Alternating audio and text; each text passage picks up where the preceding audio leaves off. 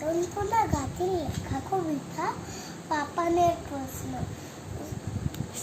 স্কুলে আজ রেজাল্ট দেবে, ব্যস্ত গোটা বাড়ি, খাঁচার পোষার ময়নাটা করেনি আজ পারি।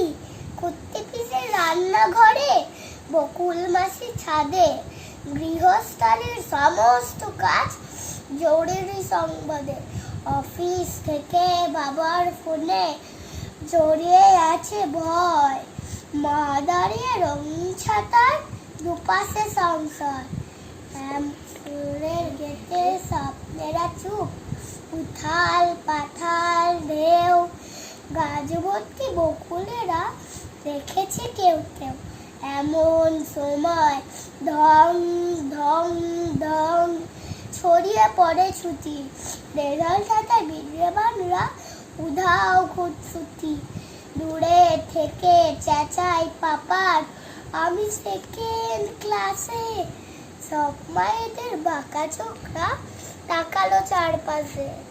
চল বাড়িতে, দেখাচ্ছি আজ খেলার কি যে বাদে। দেবল হলো চালের টুকরো, সবাই তা জানে। তখন পাপার ভয়ের চোখে তাকালো মার দিকে, ও যে ভীষণ মিথ্যে বলে। ক্লাসের আন্টিকে বলুক, তাতে দোষ কিছু নেই, ফার্স্ট হয়েছে ক্লাসে। মায়ের কথায় পাপান সোনার দু চোখ চেপে আসে। সেকেন্ড হওয়া আর মিথ্যে বলা কোনটা বেশি ভালো? বলতে বলতে পাপান সোনার দু চোখ ছলো ছলো। মুখের ওপর উত্তর দিস, এ কি খুব শিখেছিস কথা, আজকে বাবা আসুক দেখি। মায়ের কাছে জবাব পাইনি, দু চোখ ভেসে নদী।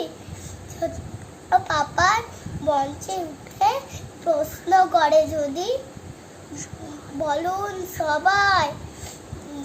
বলছে পাপার মুখ খালা যে কালো, সেকেন্ড হওয়া না মিথ্যে বলা, কোনটা বেশি ভালো? নমস্কার।